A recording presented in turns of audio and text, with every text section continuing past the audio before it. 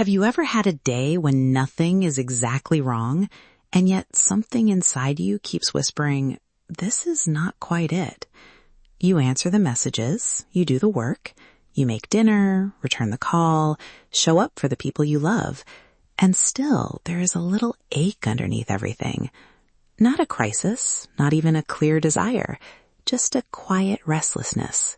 Welcome to the Self-Care Cafe podcast. I'm your hostess, Pammy Parker. Here at the cafe, we take a gentle pause from the busyness of life and gather around conversations that nourish the heart, the mind, and the spirit. Today, we are going to sit with that feeling of something being off and listen for what it might be telling us. When restlessness arrives, many of us want an answer immediately. A new job, a new routine, a new relationship, a completely new version of ourselves. Or we swing the other way and say, I should be grateful. Other people have it harder. Why am I making such a big deal out of this? But a feeling does not always arrive as an instruction. Sometimes it arrives as information. You do not have to obey it immediately, and you do not have to silence it either. Today, I want to help you create a little space between the ache and the conclusion. I call this the Restlessness Decoder. It is not a test. It is not a way to diagnose yourself. It is simply a sequence of gentle questions. What am I noticing? What are the facts? And what is the story I am adding? What might I need? And what small, reversible action could help me learn more? Before we go further, though, let's make room for an important possibility. Maybe you do not need a new life. Maybe you need sleep. Sometimes exhaustion makes every option look disappointing. The work feels wrong. The house feels wrong. Even the things you usually enjoy feel like one more request. Grief can make familiar things feel distant. Fear can create a powerful urge to escape, when what you need first may be safety, reassurance, or support. And sometimes you are simply between chapters. The old rhythm has ended, but the next one has not formed yet. That in-between can feel surprisingly uncomfortable. Several things can be true at once. You can be grieving and restless. You can love your family and need a stronger boundary. You can be tired and still have a genuine longing for creativity. We are not trying to force one perfect explanation. We are asking, what deserves attention first? Here is a small check before you make a major decision. Have you had even a few reasonably rested mornings? Have you eaten something nourishing, stepped outside, or spoken with someone safe? If the answer is no, start there. Not because your concern is imaginary, but because tiredness can make every conclusion louder. Now, think of the restlessness as a signal you can observe. Where does it show up? In your chest, your stomach, your jaw, your shoulders? Does it arrive when you open your calendar, walk into your home, see a certain person, or finally have a quiet evening? You do not have to interpret anything yet. Just collect the details. Maybe your jaw tightens before one particular meeting. Maybe you scroll late into the night whenever you have free time. Maybe Sunday evening feels heavy, while Saturday morning gives you a little more room to breathe. Maybe the ache is strongest when everyone else needs something from you. If you are writing this down, keep the language plain, not my entire life is wrong. Try, I feel tense before I check my work email, or I feel lonely even when I am around people, or I keep imagining making something with my hands and I have not made time for it in months. Let's stay with one example.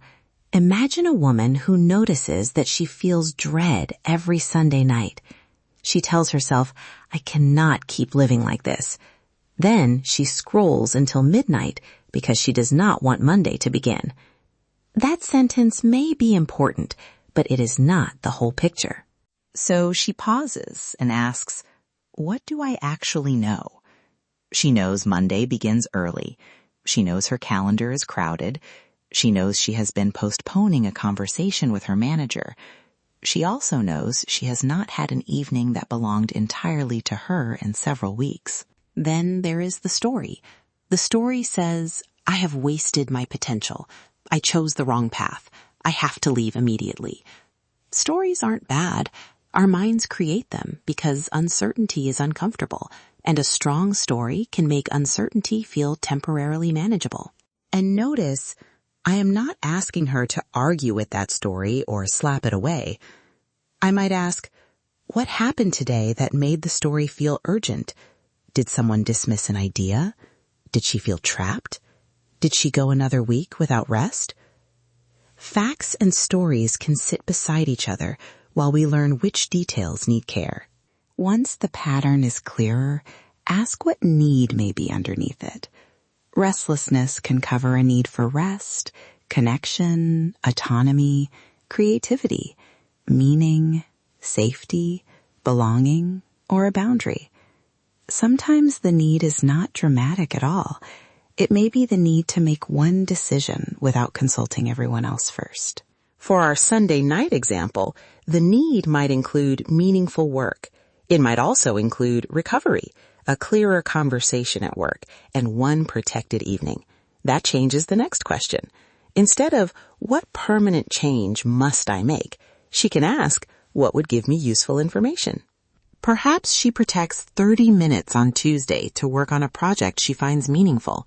Perhaps she asks her manager about one responsibility that is draining her. Perhaps she turns off the phone for one evening and notices whether the dread changes when she is not depleted. None of these actions decides her future. They help her listen with better evidence. That is the value of a small experiment. It is low pressure, specific, and reversible. If you suspect you need creativity, draw, cook, write, garden, or make something with no requirement that it become useful. If you suspect connection, send one honest message to someone you trust and ask for a real conversation, not just an exchange of updates. If work feels wrong, ask for a conversation about one boundary, one responsibility, or one strength you would like to use more often. If a relationship feels crowded, try a clear and respectful limit. If your identity feels narrow, reconnect with an interest that belongs to you, not only to the roles you fulfill for other people. A small experiment is not a way to avoid courage. It is a way to practice courage without asking one afternoon to answer every question. You are allowed to gather evidence. You are allowed to change your mind. You are allowed to discover that the need was real, while the first solution was not quite right. One caution though, do not turn this decoder into another self-improvement assignment you can fail. If you are exhausted, noticing may mean noticing that you cannot journal tonight. If you are grieving, learning may mean accepting a kind invitation instead of analyzing the feeling. That is information too. Let's pause together. If you are able, place both feet on the floor. Let your shoulders soften, even a little. Notice the support beneath you. Take a comfortable breath in and let the exhale be unhurried. You do not need to solve your life in this moment. Bring the restlessness to mind, but only as much as feels manageable. Notice where it lives in your body. Name one fact without exaggerating it. Then ask with tenderness, what need might be asking for attention? Rest. Kamashim. Freedom. Safety. Creativity. Belonging. Meaning. A boundary. Then choose one small way to learn more this week. One conversation, one protected hour, one nourishing invitation, one boundary spoken clearly, one moment of rest before you decide what anything means. Pay attention to which choice gives you even 5% more room to breathe. Notice. Separate the fact from the story. Name the possible need. Try one small experiment. That is enough for this week. And if you discover that you are exhausted or grieving, let that matter. Rest and support are not distractions from clarity. Very often, they are what make clarity possible. You do not have to turn every ache into a command. You can listen without obeying immediately. You can honor what is true today while allowing tomorrow to bring more information. Sometimes the next right move is not a leap. Sometimes it is a little more sleep, an honest conversation, or a quiet hour that belongs to you. If you would like more room to explore, visit the Self-Care Cafe website for the companion reflection guide to this episode. You'll find prompts for noticing patterns, separating facts from stories, identifying possible needs, and choosing a gentle experiment. You can use it with a cup of tea, on a quiet walk, or whenever that familiar feeling of something being off returns. For this week, you do not have to figure out your whole future. Just listen a little more kindly. Notice what changes when you give the feeling room, and let one small reversible choice teach you something.